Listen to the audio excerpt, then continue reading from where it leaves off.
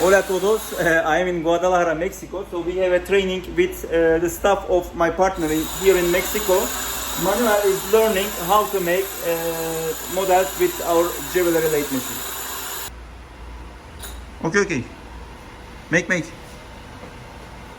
This is mill grain.